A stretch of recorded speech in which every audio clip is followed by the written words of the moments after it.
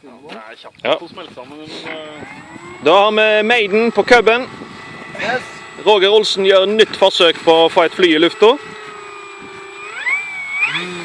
Håper han gir deg litt mer mat denne gangen. Nesten like store hjul som på Leafen, vet du. Pre-flight check. Lande er jo lande. Ja, Prøver. da har vi varmet opp motor. Er det flaps? Flaps.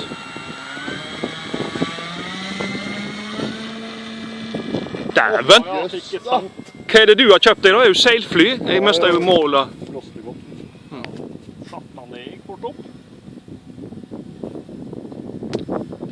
Helsike, det der er større det, vet du. Det er mer. Det var jo fint i lufta, mann. Så ut som du har gjort innstillingene bra. Merker vel det litt i medvind nå, at det ikke er samme løfte.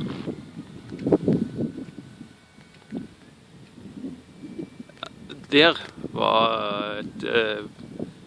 det var et nybegynnerfly. Ja. Og du har flaps på det, du nesten tatt av uten å kjøre fremover. Ja, da har du ikke hatt behov for mye fart. Ja, det blir jo ryddig filminger, men...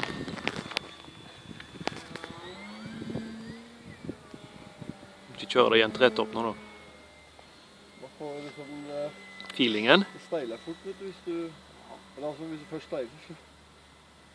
Det er jo nesten et seilfly, så lett som det der, med det der vingearealet.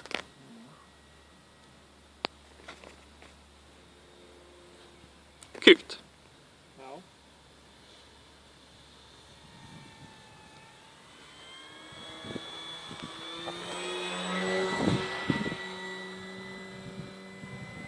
Å, jo, ja. Ja. Faen, jeg trenger ikke flaps. Nei, jeg har flaps, så steiler meg rundt som... Bak hjulene. Det er ikke noe skala av heliflyving nå. Ja, da fikk jeg den ut av fokus.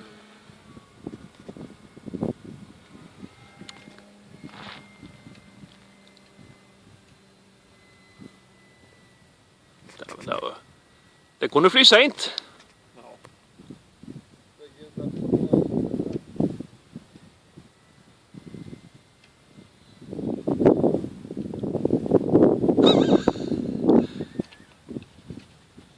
Kødden, vet du, med flaps. Ja. Ja. Det er nesten lett der uten, tenker jeg. Tror ikke du skal bry deg med flapsen nå, nei. Helst ikke så det vingler da. Har du liten fart? Har for liten fart, antageligvis.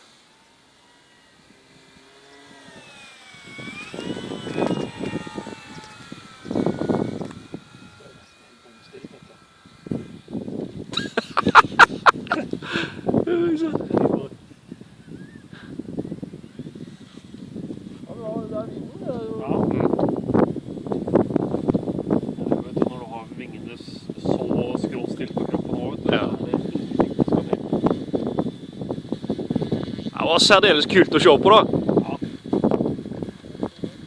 Nærmere seilfly kommer du ikke. Jeg tror når det blåser opp nå... Kult! Maiden gjennomført. Grattis!